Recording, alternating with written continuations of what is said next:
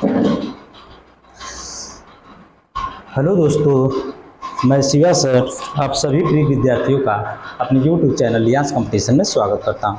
जैसा कि हम लोग पिछली कक्षा में रासायनिक अभिक्रिया और समीकरण पढ़ लिए थे, उसके MCQs जो टाइप थे उस सभी के सभी प्रश्नों को हम लोग जो प्रीवियस ईयर में आए हुए थे उनको हम लोग देख लिए थे। ठीक है, अब हम लोग आज एक छोटा सा टॉपिक है जिसको इसी क्लास में समाप्त करेंगे।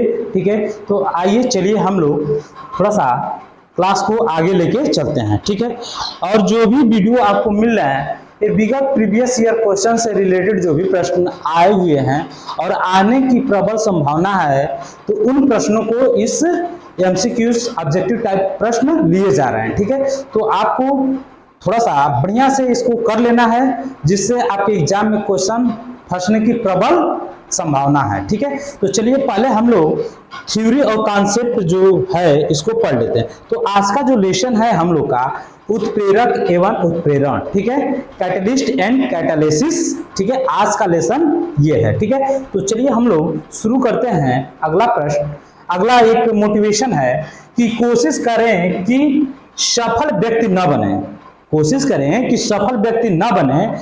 ठीक है, तो भाई सफल व्यक्ति न बने तो क्या बने, बल्कि मूल्यवान व्यक्ति बने। यह स्टेटमेंट है अल्बर्ट आइंस्टीन जी का। ठीक है, अल्बर्ट आइंस्टीन के द्वारा कहा गया था कि कोशिश करें कि सफल व्यक्ति न बने, कोशिश करें कि सफल व्यक्ति न बने बल्कि क्या बने, लेकिन आप क्या बने, मूल्यवान व्यक्ति बने। यह अल्बर्ट आइंस्टीन के द्वारा कहा गया था। ठीक है, तो अब हम लोग चलते हैं अगले पॉइंट की तरफ। ठीक है, ये हम लोग का आज का लेसन है उत्प्रेरक कैटलिस्ट उत्प्रेरण कैटालिसिस। ठीक है, तो ये होता है, ये हम लोग का क्या है, लेसन का नाम है। ठीक है, ठीक है, क्या है इसमें नाम है। ठीक है, एंड ठीक है, ये लेसन का क्या है, हम लोग का उत्प्रेरक एवं उत्प्रेषण लेसन का नाम है। ठीक है, अब हम लोग चलते हैं उत्प्रेरक को समझते हैं। ठीक है, उत्प्रेरक होता क्या है। ठीक है, तो देखिए उत्प्रेरक को पढ़ने से पहले थोड़ा सा हम लोग एक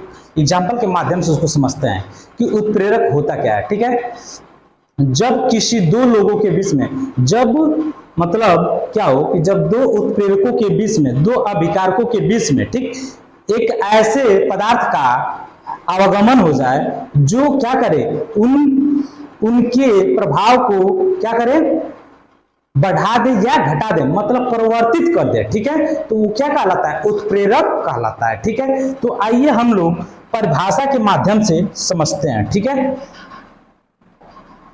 देखिए यहां पे दिया हुआ है क्या कि उत्प्रेरक एवं उत्प्रेरण। ठीक है, तो देखिए यहाँ पे परिभाषा क्या है। ठीक है, इसकी परिभाषा दिया हुआ है कि वे रासायनिक पदार्थ जो अभिक्रिया की वेग को, वे रासायनिक पदार्थ जो अभिक्रिया की वेग को परिवर्तित करते हैं बल्कि स्वयं उसमें क्या करते हैं, भाग नहीं लेते हैं, परिवर्तित करते हैं लेकिन स्वयं अभिक्रिया में भाग न लेकर अपरिवर्तित रहते हैं, क्या कहलाता है, उत्प्रेरक कहलाते हैं। क्या कहलाते हैं, उत्प्रेरक कहलाते हैं। ठीक है, कहलाते हैं। तथा उत्प्रेरक की सहायता से संपन्न होने वाली ऐसी अभिक्रिया, उत्प्रेरक की सहायता से संपन्न होने वाली ऐसी अभिक्रिया को हम लोग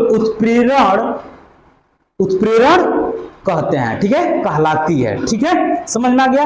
अब यहाँ पे देख लेते हैं कि इसको कैसे समझा जा सकता है आसानी से।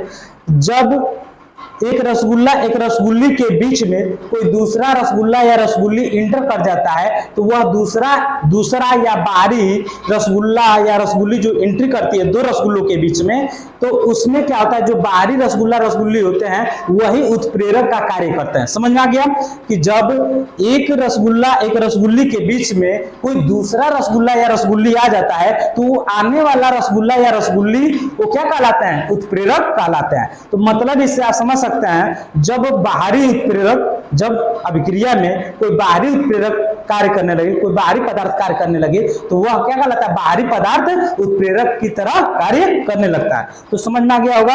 अब यहाँ पे एक एग्जाम्पल दिया हुआ है, इसको देख लेते हैं क्या है एग्जाम्पल। ठीक है, एग्जाम्पल है 2KClO3 और यहाँ से मैग्नीज डाइऑक्साइड उत्प्रेरक का कार्य कर रहा है और ये दो रूपों में विभक्त हो जा रहा है, किसमें 2KCl प्लस O, देखिए O3, ठीक है। तो ये हमारा क्या है, ये अभिक्रिया है जिसमें मैंगनीज डाइऑक्साइड जो है वो क्या है, एक उत्प्रेरक कैटलिस्ट की तरह कार्य कर रहा है, ठीक है। अब हम लोग बढ़ते हैं अगले पॉइंट की तरफ, ठीक है। अब यहाँ पे देख लेते हैं उत्प्रेरक के गुण। तो उत्प्रेरक का सबसे पहला गुण क्या होता है? उत्प्रेरक का सबसे पहला गुण होता है कि वह अभिक्रिया के वेग में परिवर्तित कर सकता है, अभिक्रिया के वेग को परिवर्तित कर सकता है, बढ़ा घटा सकता है, ठीक है, परिवर्तित कर सकता है। दूसरा क्या है, उत्प्रेरक की सूक्ष्म मात्रा में ही मात्रा में उपस्थिति ही पर्याप्त होती है। मतलब अगर अभिक्रिया हो रही है उसमें केवल उत्प्रेरक मौजूद हो तो वह अभिक्रिया क्या हो जाएगी, संपन्न हो जाएगी। यह दूसरी विशेषता गुण है, ठीक है। तीसरी बात क्या है कि उत्प्रेरक अभिक्रिया को प्रारंभ नहीं करता है। उत्प्रेरक जो होता है अभिक्रिया को प्रारंभ नहीं करता है, केवल वेग को परिवर्तित करता है, ठीक है, परिवर्तित करता है। किसको परिवर्तित करता है? केवल वेग को परिवर्तित करता है। केवल क्या करता है, उसकी वेग को परिवर्तित करता है, बढ़ाता घटाता है, ठीक है। और ये क्या करता है, ये ध्यान दीजिएगा, प्रारंभ नहीं करता है। ये क्या नहीं करता है, प्रारंभ नहीं करता है, किसी भी अभिक्रिया को ये शुरू नहीं करता है, बस वेग में परिवर्तित कर सकता है, वेग को परिवर्तित कर सकता है, ठीक है। अगला जो इंपॉर्टेंट बात है वो देखेंगे हम लोग, क्या है, उत्प्रेरक के रासायनिक संगठन एवं मात्रा में कोई परिवर्तन नहीं होता है। मतलब कि जो उत्प्रेरक होता है, उत्प्रेरक के रासायनिक संगठन और उसके मात्रा में कोई परिवर्तन, कोई चेंज नहीं होता है, ठीक है। तो ये जो भी थे हमारे पास 5 के 5, ठीक है। ये हमारा पहला था। पहला क्या था, वेग में परिवर्तन, ठीक है, वेग में परिवर्तन करता है उत्प्रेरक। दूसरी बात हम लोग क्या समझे हैं कि उत्प्रेरक की सूक्ष्म मात्रा से ही क्या होता है, अब उपस्थिति से ही अभिक्रिया संपन्न हो जाती है। तीसरी जो बात थी वो क्या थी, ये क्या करता है, वेग को बढ़ाता या घटाता है। चौथी जो बात थी ये क्या करता है कि रासायनिक संगठन और मात्रा में कोई परिवर्तन नहीं होता है। अब हम लोग चलते हैं अगले प्रश्न के तरफ, ठीक है। अगला प्रश्न है उत्प्रेरक का वर्गीकरण, ठीक है, उत्प्रेरक का वर्गीकरण। तो भौतिक अवस्था के आधार पर उत्प्रेरक के दो भाग हैं, एक है समांगी उत्प्रेरक, दूसरा है विषमांगी उत्प्रेरक। एक है समांगी उत्प्रेरक, दूसरा है विषमांगी उत्प्रेरक, समांगी उत्प्रेरक, ठीक है, समांगी उत्प्रेरक और दूसरा है विषमांगी उत्प्रेरक, ठीक है। ये हमारा होता है होमोजीनियस कैटलिस्ट, ये होता है हेट्रोजीनियस कैटलिस्ट, ठीक है। तो ये भौतिक अवस्था के आधार पर दो भागों में बांटा गया है उत्प्रेरक, ठीक है। उत्प्रेरक या उत्प्रेरण जो है ये कितने भागों में बांटे गए हैं, दो भागों में, समांगी उत्प्रेरण या विषमांगी उत्प्रेरण, ठीक है। अब यहाँ पे हम लोग समझ गए कि भौतिक अवस्था के आधार पे उत्प्रेरक को दो भागों में क्या किया गया, विभक्त किया गया है। पहला है समांगी उत्प्रेरक और दूसरा है विषमांगी उत्प्रेरक, ठीक है।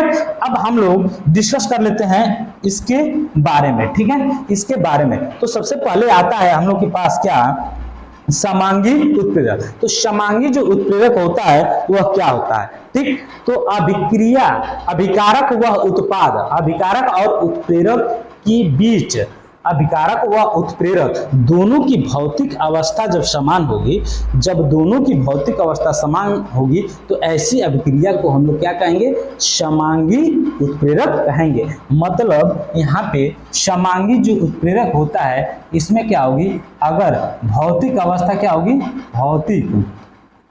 भौतिक अवस्था, ठीक है, भौतिक अवस्था क्या होगी, समान, ठीक है, समान होगी तो उससे हम लोग क्या कहेंगे, समांगी उत्प्रेरक, ठीक है। तो यही लिखा हुआ है, अभिकारक तथा उत्प्रेरक दोनों की भौतिक अवस्था समान होती है तो उत्प्रेरक को समांगी उत्प्रेरक और ऐसी अभिक्रिया को समांगी उत्प्रेरण कहते हैं, समांगी उत्प्रेरण कहते हैं, ठीक है। तो ये सारा का सारा क्या हुआ, समांगी उत्प्रेरण में ध्यान देना है कि भौतिक अवस्था में क्या होती है, भौतिक अवस्था में अभिकारक और उत्पाद दोनों की अवस्थाएं क्या होनी चाहिए, समान होगी, तो उत्प्रेरक कैसा कहलाएगा, समांगी उत्प्रेरक कहलाएगा। यह क्रिया क्या कहलाएगी, समांगी उत्प्रेरण कहलाएगी। ठीक है, अब हम लोग बढ़ते हैं अगले पॉइंट की तरफ। ठीक है, अगला जो पॉइंट है हम लोग का क्या है, ध्यान देते हैं।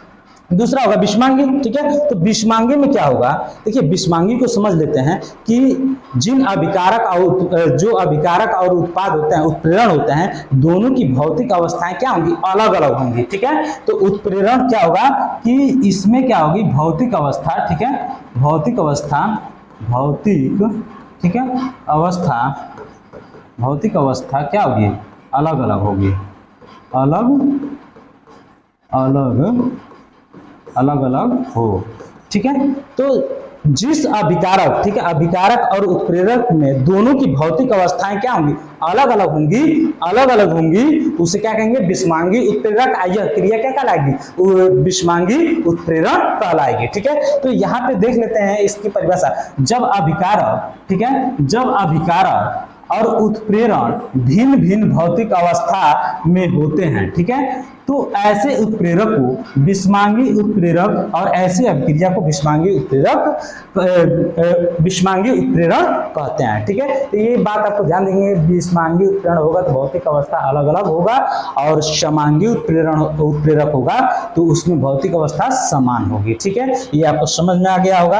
अब हम लोग चलते हैं अगले पॉइंट की तरफ। ठीक है, अगला पॉइंट देख लेते हैं, उत्प्रेरक के प्रकार। तो देखिए यहाँ पे समझ लेते हैं हम लोग, ठीक है, कि उत्प्रेरक के प्रकार क्या, ठीक है, उत्प्रेरक प्रकार कितने। तो उत्प्रेरक यहाँ पे 4 प्रकार दिए हुए हैं। ठीक है, अब देखते हैं 4 प्रकार। एक सकारात्मक, इसे धनात्मक या पॉजिटिव भी कहा जाता है, ये ऋणात्मक निगेटिव कैटलिस्ट भी कहा जाता है, और 2 हमारे पास क्या है, स्वतः उत्प्रेरक या प्रेरित उत्प्रेरक। ठीक है, तो अब इसको हम लोग देख लेते हैं। ठीक है, ये देखिए यहाँ पे ध्यान देंगे तो ये हमारे पास क्या है कि उत्प्रेरक के प्रकार, किसके प्रकार, उत्प्रेरक के प्रकार। तो यहाँ पे हम लोग देख लेते हैं क्या कि जो ये सकारात्मक है या धनात्मक, ठीक है, तो धनात्मक जो उत्प्रेरक होता है, धनात्मक उत्प्रेरक, ठीक है, उत्प्रेरक, ठीक है, धनात्मक उत्प्रेरक। ठीक है, पॉजिटिव कैटलिस्ट। तो पॉजिटिव कैटलिस्ट में आपको ध्यान देना है क्या कि ये क्या करता है, वेग को बढ़ा देता है। वेग क्या करता है, अभिक्रिया की वेग को क्या करता है, अभिक्रिया, ठीक है, अभिक्रिया की, ठीक है, वेग बढ़ाता है। ठीक है, अभिक्रिया की वेग को बढ़ाता है, या तो ये क्या करता है, दर को, अभिक्रिया की दर को सक्रिय करता है, अभिक्रिया की, ठीक है, अभिक्रिया के दर को क्या करता है, सक्रिय करता है, सक्रिय करता है। ठीक है, तो ये आपको समझ में आ गया कि धनात्मक जो उत्प्रेरक होता है, पॉजिटिव कैटलिस्ट होता है, वो क्या करता है, अभिक्रिया के वेग को बढ़ाता है, या तो क्या करता है, अभिक्रिया की दर को क्या करता है, सक्रिय कर देता है। ठीक है, एक्टिव कर देता है। ठीक है, अब यहाँ पे हम लोग देखते हैं दूसरा। ठीक है, दूसरा क्या है, ऋणात्मक। क्या है, ऋणात्मक।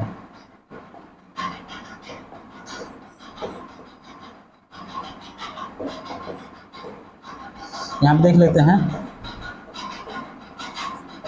ऋणात्मक। ठीक है, ऋणात्मक उत्प्रेरक, उत्प्रेरक, ऋणात्मक उत्प्रेरक में क्या होगा, ऋणात्मक उत्प्रेरक अभिक्रिया की वेग को कम कर देता है, निष्क्रिय कर देता है। क्या कर देता है, या क्या करता है, निष्क्रिय कर देता है, या क्या करता है, अभिक्रिया, ठीक है, अभिक्रिया के वेग को कम करता है। ठीक है, और दूसरी बात क्या करता है, यह अभिक्रिया के वेग को, अभिक्रिया के दर को निष्क्रिय कर देता है,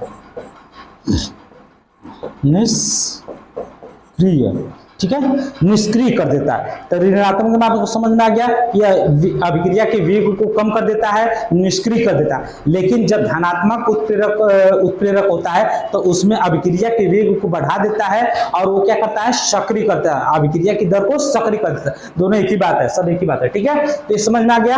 अब हम लोग थोड़ा सा आगे चलते हैं अगले पॉइंट की तरफ। ठीक है, तो अगला पॉइंट क्या है, स्व उत्प्रेरक। क्या है, स्व उत्प्रेरक। तो स्व उत्प्रेरक क्या होता है, रासायनिक प्रक्रिया के दौरान कोई उत्पादक निर्मित होता है और एक रासायनिक प्रक्रिया के लिए उत्प्रेरक की तरह कार्य करता है तो उसे स्वतः उत्प्रेरक कहते हैं। इसको हम लोग समझ लेते हैं क्या होता है, ठीक है।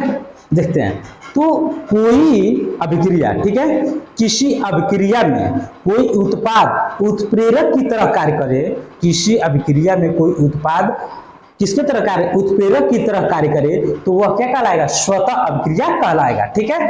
यहाँ पे ध्यान देंगे, उत्प्रेरक, ठीक है, क्या है, स्वतः उत्प्रेरक, क्या है, स्वतः उत्प्रेरक, ठीक है, स्वतः उत्प्रेरक, उत्प्रेरक, ठीक है, स्वतः उत्प्रेरक, ठीक है। स्वतः उत्प्रेरक में क्या होता है कि जब किसी पदार्थ, ठीक है, किसी अभिक्रिया में कोई उत्पाद उत्प्रेरक की तरह कार्य करे तो उसे हम लोग क्या कहते हैं, स्वतः उत्प्रेरक कहते हैं। समझ में आ गया होगा, ठीक है। तो ये क्या करे, स्वतः, ठीक है, मतलब ये स्वतः कार्य करे, स्वतः कार्य करे, ठीक है, उत्प्रेरक की तरह क्या करे, स्वतः कार्य करे तो स्वतः उत्प्रेरक कहलाएगा, ठीक है। अब प्रेरित उत्प्रेरक क्या होता है, ध्यान देंगे यहाँ पे, ठीक है। प्रेरित तो कह रहा है कि जब किसी भी रासायनिक प्रक्रिया का उत्पादन किसी अन्य रासायनिक प्रक्रिया के लिए उत्प्रेरक के जैसा काम करता है तो उसे उत्प्रेरक कहा जाता है। मतलब जब कोई पदार्थ या कोई, ठीक है, कोई भी रासायनिक प्रक्रिया में उत्पाद अगर स्वतः मतलब अन्य रासायनिक प्रक्रिया के रूप में क्या करे, कार्य करे तो क्या कहलाएगा, प्रेरित उत्प्रेरक कहलाएगा, ठीक है। अब हम लोग चलते हैं अगले पॉइंट की तरफ, ठीक है। अगला क्या है, अब यहाँ पे अभी हम लोग इसको डिस्कस किए हैं क्या कि उत्प्रेरक एवं उत्प्रेरण के प्रकार। तो यहाँ पे देखें, धनात्मक उत्प्रेरक क्या करता है, अभिक्रिया के, ठीक है, अभिक्रिया के वेग, ठीक, बढ़ाता है, ठीक है। ये ऋणात्मक क्या करता है, ये अभिक्रिया, ठीक है, अभिक्रिया के, ठीक है, वेग क्या करता है, कम करता है, ठीक है, दर को कम कर देता है। स्वतः उत्प्रेरक क्या करता है कि किसी अभिक्रिया में कोई उत्पाद उत्प्रेरक की तरह कार्य करता है तो क्या कहलाता है, स्वतः कहलाता है। तो इसको लिख लेते हैं, किसी क्रिया में, ठीक है, कोई उत्पाद, ठीक है, किसी क्रिया में कोई उत्पाद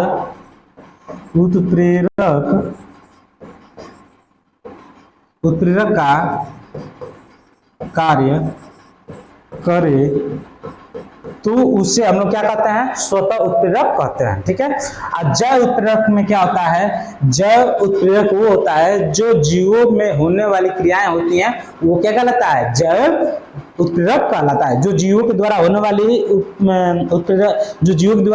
वाली क्रियाएं होती हैं, प्रतिक्रियाएं होती हैं, वो क्या कहलाती है, जो जीवों में होने वाली क्रियाओं को क्या कहा जाता है, जैव उत्प्रेरक कहा जाता है। तो यहाँ पे लिख लीजिए, जीवों में होने वाली, ठीक है, जीवों में होने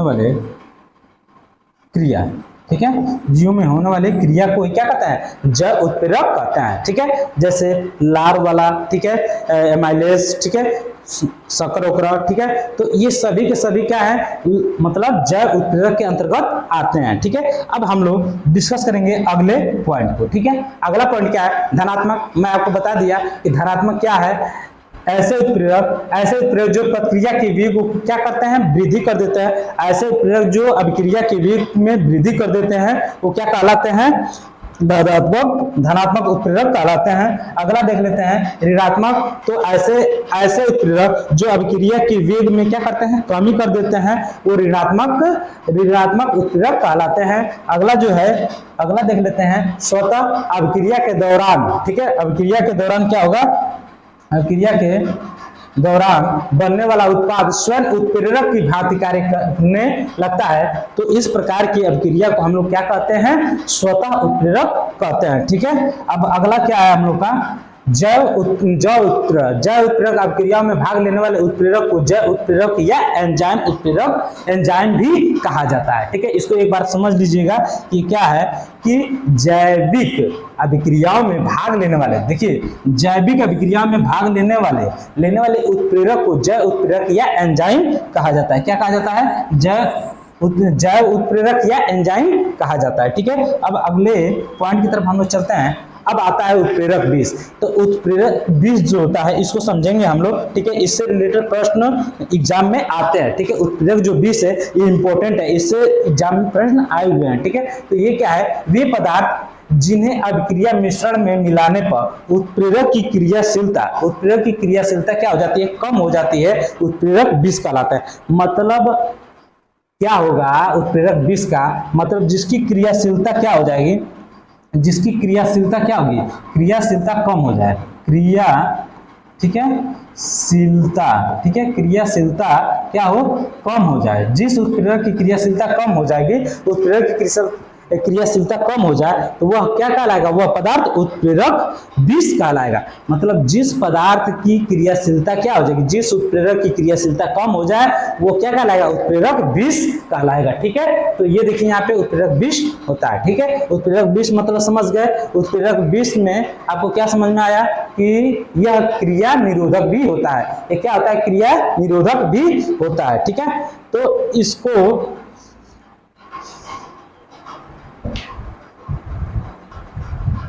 उत्प्रेरक विष को हम लोग क्या बोलते हैं? क्रिया निरोधक भी बोलते हैं। इसको क्या बोलते हैं? क्रिया निरोधक भी कहा जाता है। क्या कहा जाता है? क्रिया निरोधक। ठीक है, क्रिया निरोधक। उत्प्रेरक विष क्रिया निरोधक होता है। ठीक है, वे पदार्थ जिन्हें अपक्रिया मिश्रण में मिलाने पर उत्प्रेरक की क्रियाशीलता कम हो जाती है, उत्प्रेरक विष कहलाता है। समझ में आ गया? चलते हैं हम लोग अगले पॉइंट की तरफ। ठीक है, अगला पॉइंट क्या है? उत्प्रेरक वर्धक। उत्प्रेरक वर्धक को हम लोग समझ लेते हैं। ठीक है, उत्प्रेरक वर्धक क्या होता है? ठीक है, तो देखिए वे पदार्थ जिन्हें अभिक्रिया मिश्रण में उत्प्रेरक के साथ मिलाने पर उत्प्रेरक की क्रियाशीलता में वृद्धि हो जाती है, ठीक है, उत्प्रेरक वर्धक कहलाते हैं। ठीक है, क्या कहते हैं? कहलाते हैं। ये केवल उत्प्रेरक की क्रियाशीलता को बढ़ाते हैं, स्वयं उत्प्रेरक नहीं होते हैं। मतलब ये क्या करता है? उत्प्रेरक की क्रियाशीलता में वृद्धि करता है। देखिए वहां पे जो उत्प्रेरक था, उत्प्रेरक विष था, वह उत्प्रेरक की क्रियाशीलता को कम कर रहा था, लेकिन जो उत्प्रेरक वर्धक है वो क्या कर रहा है? वह उत्प्रेरक की क्रियाशीलता को क्या कर रहा है? बढ़ा रहा है। ठीक है, क्या कर रहा है? वृद्धि करा रहा है। ठीक है, तो इसको हम लोग लिख लेंगे। ये क्या करता है? उत्प्रेरक, ठीक है, उत्प्रेरक की क्रियाशीलता, ठीक है, क्रियाशीलता, ठीक है, क्रियाशीलता, ठीक है, क्रियाशीलता को क्या करता है? क्रियाशीलता में, ठीक है, क्रियाशीलता में वृद्धि करता है, वृद्धि करता है। उत्प्रेरक की क्रियाशीलता में ये उत्प्रेरक जो वर्धक होता है, उत्प्रेरक की क्रियाशीलता में क्या करता है? वृद्धि करता है। ठीक है, अब समझ में आ गया होगा। ठीक है, अब हम लोग चलते हैं अगले पॉइंट के तरफ। ठीक है, अगला पॉइंट क्या है हम लोग का? एंजाइम। ठीक है, तो एंजाइम क्या होता है? एंजाइम को जीव रासायनिक उत्प्रेरक भी कहा जाता है। क्या कहलाता है? जीव रासायनिक अभिक्रिया भी, जीव रासायनिक उत्प्रेरक भी कहा जाता है। जीव रासायनिक उत्प्रेरक भी कहा जाता है। एंजाइम को क्या कहा जाता है? जीव रासायनिक, ठीक है, जीव रासायनिक क्या कहा जाता है? जीव रासायनिक उत्प्रेरक भी कहा जाता है। एंजाइम को जीव रासायनिक क्या कहा जाता है? जीव रासायनिक उत्प्रेरक भी कहा जाता है। ठीक है, तो अब यहाँ पे दिया हुआ है कुछ प्रश्न। ठीक है, इन प्रश्नों को हम लोग थोड़ा सा डिस्कस कर लेते हैं। ठीक है, कि ये क्या है। ठीक है, यहाँ पे ध्यान देना है कि अमाशय में प्रोटीन को, ठीक है, अमाशय में प्रोटीन को पेप्टाइड से अपघटित करने में, ठीक है, अमाशय को, ठीक है, अमाशय में प्रोटीन को पेप्टाइड में अपघटित करने में, ठीक है, कौन सा एंजाइम काम में लिया जाता है? ठीक है, तो वह पेप्टाइड्स एंजाइम होता है, जिसको हम लोग क्या करते हैं? काम में लेते हैं। अमाशय में प्रोटीन को पेप्टाइड्स से अपघटित करने में हम लोग पेप्टाइड्स एंजाइम का प्रयोग करते हैं। सॉरी, यहाँ पे ध्यान देना है कि अमाशय में पेप्टाइड नहीं होगा, ठीक है। इसमें क्या होगा कि अमाशय में प्रोटीन को पेप्टाइड से अपघटित करने में, ठीक है, तो इसमें कौन सा एंजाइम काम में लिया जाता है, ठीक है। तो उस एंजाइम का नाम है पेप्सिन एंजाइम। क्या नाम है? पेप्सिन एंजाइम, ठीक है। अमाशय में प्रोटीन को पेप्टाइड से अपघटित करने में कौन सा? पेप्सिन एंजाइम काम में लिया जाता है। कौन सा? पेप्सिन। क्या? पेप्सिन, ठीक है, पेप्सिन, ठीक है, पेप्सिन एंजाइम, एंजाइम, ठीक है, एंजाइम, पेप्सिन एंजाइम, ठीक है। अब अगला जो प्रश्न है, आंत में प्रोटीन को एमिनो अम्ल में अपघटित करने में, ठीक है, तो इसमें होता है इरेप्सिन। क्या होता है?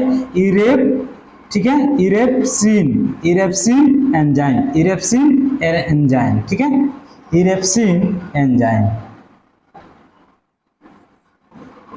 एंजाइम, ठीक है, इरेप्सिन एंजाइम, ठीक है। अब कह रहा है अगला प्रश्न, अग्नाशय में प्रोटीन को एमिनो अम्ल में अपघटित करने में, ठीक है, तो ट्रिप्सिन एंजाइम। कौन सा enzyme? Trypsin enzyme, trypsin, trypsin, ठीक है, trypsin enzyme, trypsin enzyme, trypsin, trypsin enzyme, ठीक है।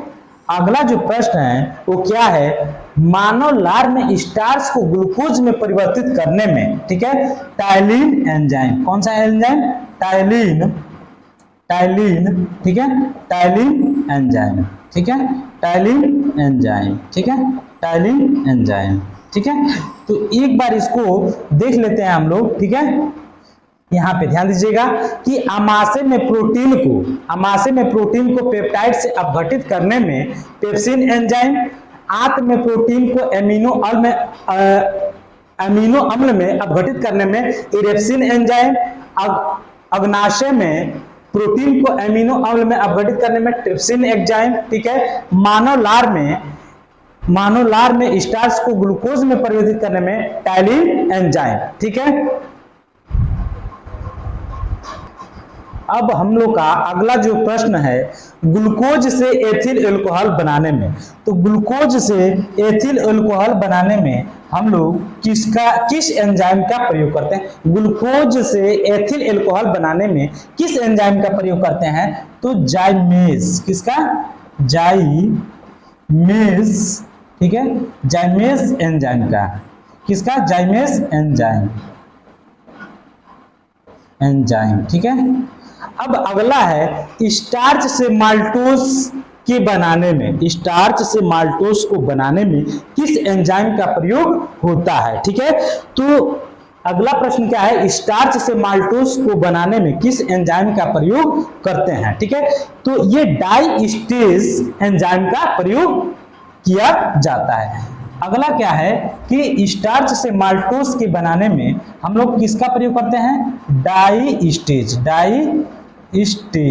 डाइस्टेज, ठीक है, एंजाइम, एंजाइम, ठीक है, ये डाइस्टेज एंजाइम का प्रयोग करते हैं, ठीक है।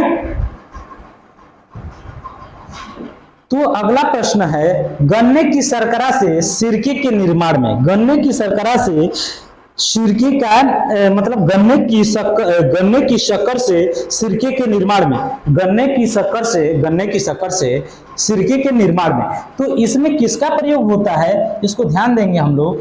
किसका? माइकोडर्मी एसिटी। किसका प्रयोग होता है? माइकोडर्मी। किसका? माइकोडर्मी, ठीक है, एसिटी,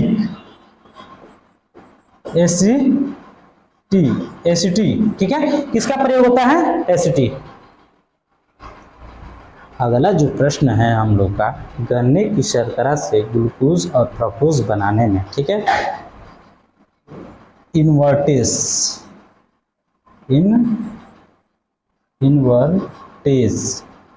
ठीक है,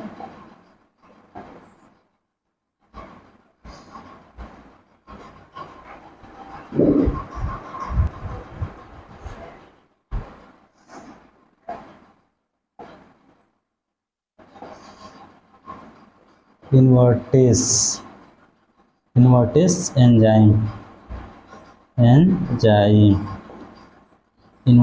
एंजाइम। अगला जो होता है वो क्या है, दूध से लैक्टिक अम्ल बनाने में किसका, लैक्टिक